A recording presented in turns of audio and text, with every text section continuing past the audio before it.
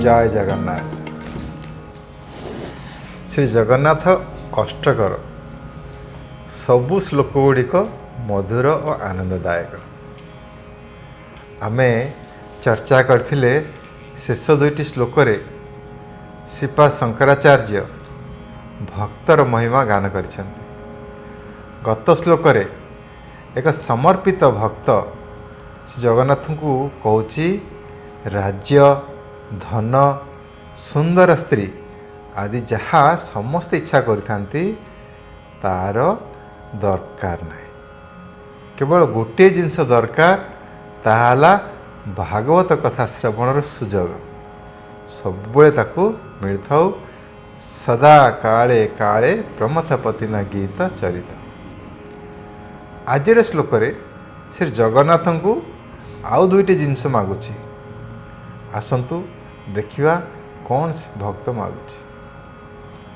हरतं संसारं द्रुततरं सारं सुरपते हरतं पापानां विदतिं अपारां यादवपते आहो दीने नाथे निहितो चरणो निश्चित इदं जगन्नाथ स्वामी नयन पथगामी भवतु मे। हरत्वम हरर अर्थ तो अनेक, किंतु आचार्य माने यही श्लोक व्यवहृत हरर शब्द को हरण अर्थ बुझाई, अर्थात नहीं जाओ। हरत्वम त्वम्र अर्थ तुम्हें, हरत्वम अर्थ तुम्हें नहीं जाओ। कौन नहीं जाओ? संसारम संसार मुझे गढ़ी संसार को। द्रुततरम द्रुत माने शीघ्र, द्रुततरम माने अति शीघ्र, अर्थ धीरे धीरे नुह अति शीघ्र नहीं जाओ। द्रुततरम असारम कारण यह कौन सी कामर नुह, यह अनुपयोगी किंतु मु छाड़ी पारुनी। केबे आपन को एपरी अनुभव होइछि कि किछि गोटे जिनस छाड़िया को आपण चाहूँगी किंतु छाड़ी पारु नाहांती। सुरपते हे देवता मानकर राजा। प्रथम धाड़ीर अर्थ है हे देवता मानकर राजा तुम्हें अति शीघ्र मोर ये असार संसार को नहीं जाओ। भक्तटीए अथवा श्रीपाद शंकराचार्य कहीं सुरपते कही जगन्नाथ को संबोधन करिसेंति ताहा बुझाई आचार्य माने कहिसेंति तुमे तो देवता मानकर राजा, मु आउ कहीं अन्य क्यों देवता पाखक जाई जाचक होई ठिया हेबे। सेमाने तो तुम बल बलियान, मो जाचना तुम पाखरे आनी रखिबे, सेथिरे डेरी हे जिवो। मोर तो अति शीघ्र दरकार द्रुततरम। तेणु हे देवता मानक राजा तुम्हें अति शीघ्र मोर मिछ संसार को नहीं जाओ। कौन आमे एमती मागिपारिया श्री जगन्नाथ को? किंतु आमे जेतेबेले श्री जगन्नाथ अष्टक बोलुचे श्री जगन्नाथ को तो या ही मागुचे, आम अजणातारे हो बा जाणतारे हो। अनेक श्रोता हुए तो कहे एमती मागिबारे असुविधा कौन? ए संसारटा तो असार, आमे तो बांधी हुई रही छाड़ी पारुनु। जगन्नाथ हेले नहीं गले मुक्ति मिलता। जी एपरी भावना रखी श्री जगन्नाथ को प्रार्थना करुच्ची निश्चित रूप से तांकु मुक्ति प्राप्त हो जिवो। मु कहू नहीं, लोक मुखर शुणित इतिहास कहूँ, श्रीक्षेत्र में पालित हो आसुवा उत्सव कहूँ। स्नान यात्रार गजानन भेष मन पकई दिए गणपति भट्टों कथा।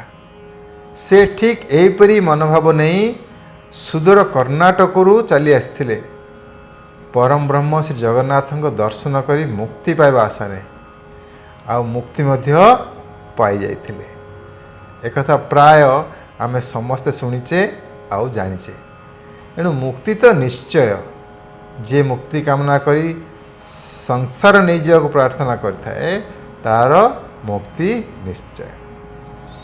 ଏମିତିରେ ତ ଶ୍ରୀପା ଶଙ୍କରାଚାର୍ଯ୍ୟ ଏକ ସମର୍ପିତ ଭକ୍ତର ଭାବ ପ୍ରକଟ କରିଛନ୍ତି ଏହି ଦୁଇଟି ଶ୍ଲୋକରେ।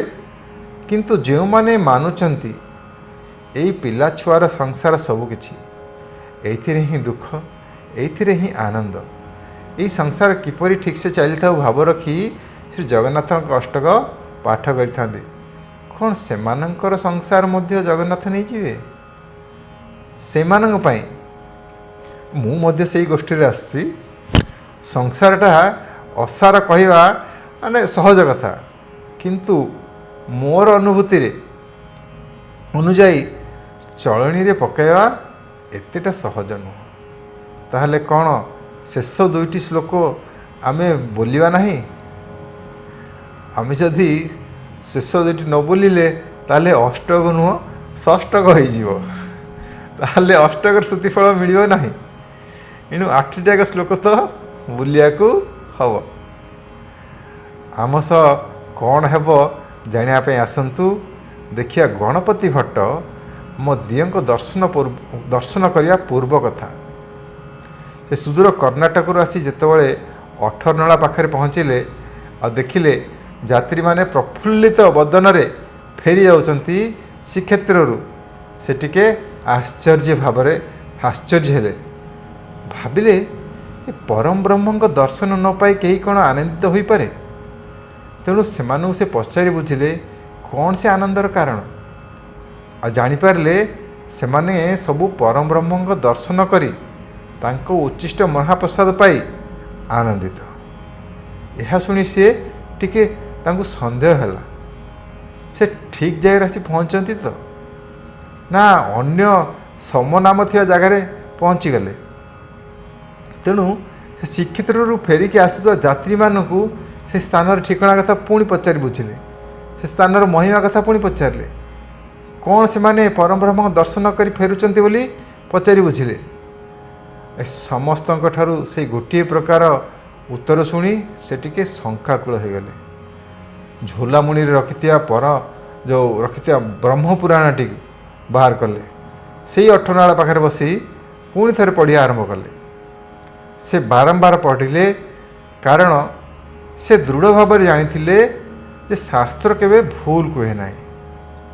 କିନ୍ତୁ ଏଠି ଯାହା ଦେଖିଲେ ବା ଶୁଣିଲେ ଶାସ୍ତ୍ରର ବର୍ଣ୍ଣନା ସହ ମେଳ ଖାଉନାହିଁ। ସେ ବହୁତ ନିରାଶ ହୋଇଗଲେ। କ'ଣ କରିବେ କିଛି ବୁଝିପାରିଲେ ନାହିଁ। ସେଇ ବ୍ରହ୍ମଙ୍କ ଶରଣ ନେଲେ ଆଉ ସେଇଠି ହତାଶ ହେଇ ସେଇଠି ବସି ରହିଲେ। କାରଣ ସେ ତ ବ୍ରହ୍ମଙ୍କୁ ଦର୍ଶନ କରିବାକୁ ଆସିଥିଲେ ନା। ତେଣୁ ଭକ୍ତର ହୃଦୟ କଥା, ସେଇ ବ୍ରହ୍ମ ରୂପରେ ଦାରୁ ବ୍ରହ୍ମ ବସିଛନ୍ତି ଜଗନ୍ନାଥ ଶ୍ରୀକ୍ଷେତ୍ରରେ।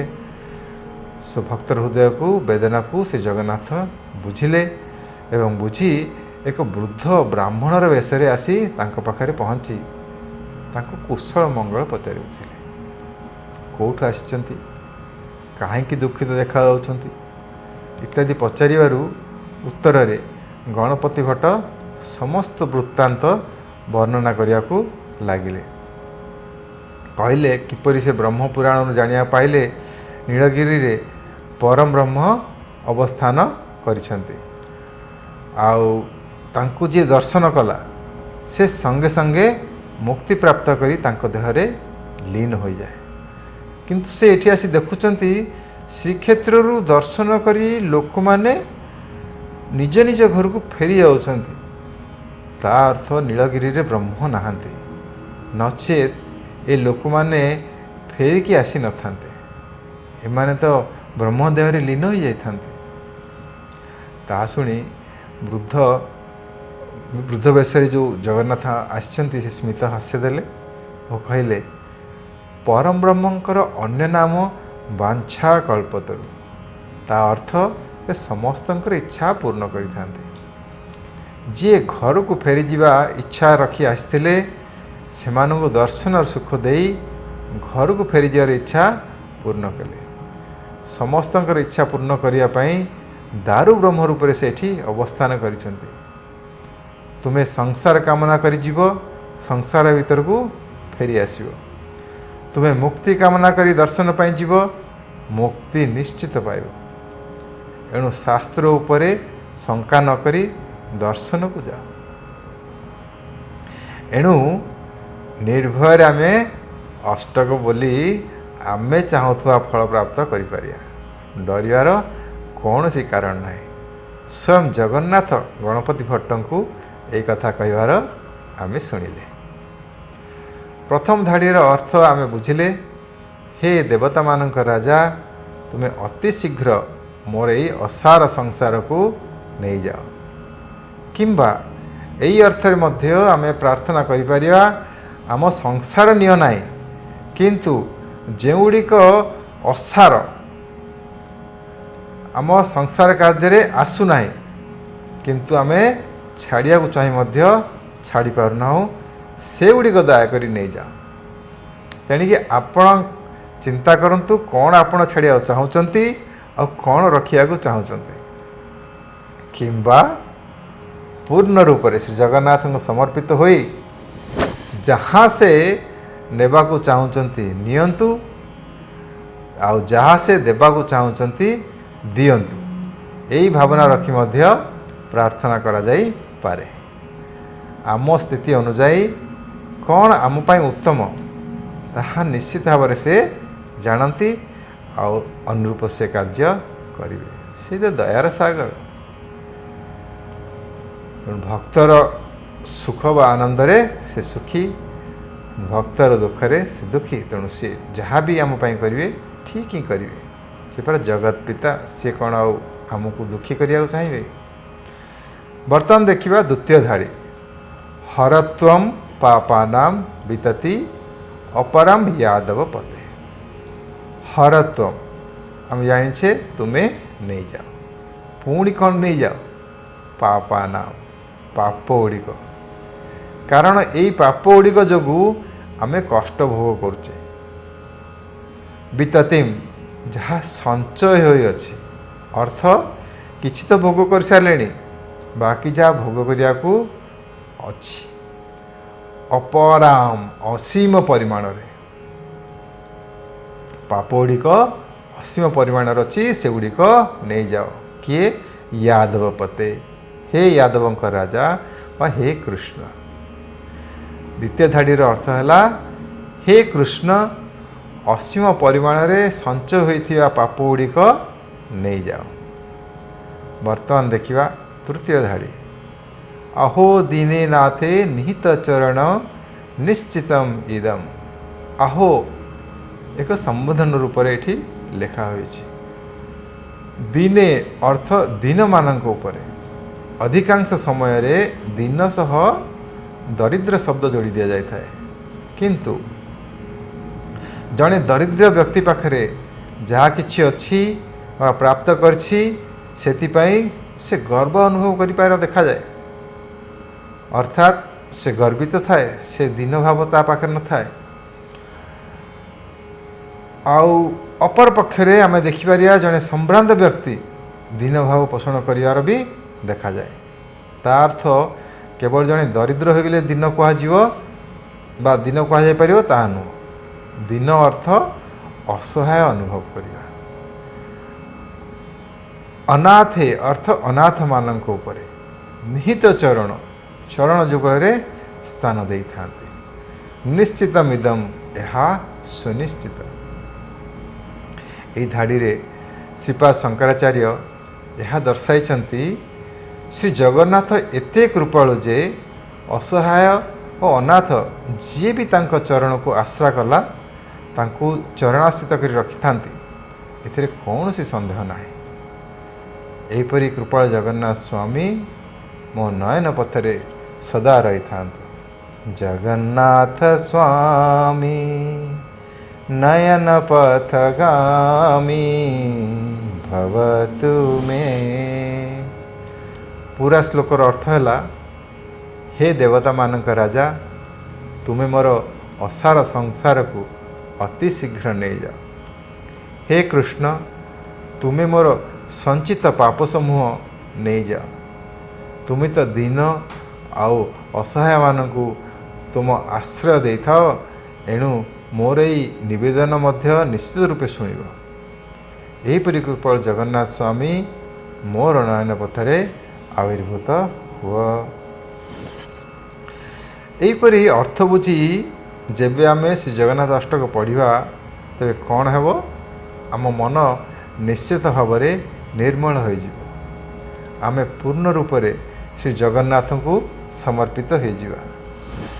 सेहिथिपाई तो शंकराचार्य फलश्रुति लिखिले, जगन्नाथ अष्टकं पुण्यम य पठेत् प्रयत शुचि सर्वपाप विशुद्धात्मा विष्णुलोकं स गच्छति। जगन्नाथ स्वामी नयनपथगामी भवतु मे। आम मन जेबे निर्मल हो जीवो, आमे जेबे पूर्ण रूप से श्री जगन्नाथ को समर्पित हो जीवा, तेबे कौन होबो, सर्व पाप विशुद्धात्मा विष्णु लोकम स गच्छति। सब पाप आमर नष्ट हो जीवो, आओ आमको वैकुंठ प्राप्त हो। वै अर्थ जोठी नाही, आउ कुंठ माने कष्ट, अर्थात जोठी कष्ट किछि नाही। सरल उपाय न, श्री जगन्नाथ अष्टक प्रतिदिन मन दे पाठ कर, आओ वैकुंठ प्राप्त कर। जय जगन्नाथ।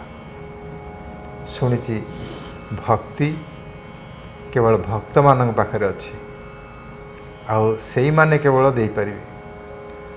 भगवान सबू दे पारिबे, किंतु तांको भक्त पाखक जीवा पड़िबो भक्ति प्राप्त करिया पाए। मु जहाँक ठारू शुणिथिली ए जगन्नाथ अष्टक, से माने समस्ते गोटे गोटे श्लोक उपरे घंटाए बा 2 घंटा धरी कहिसंते।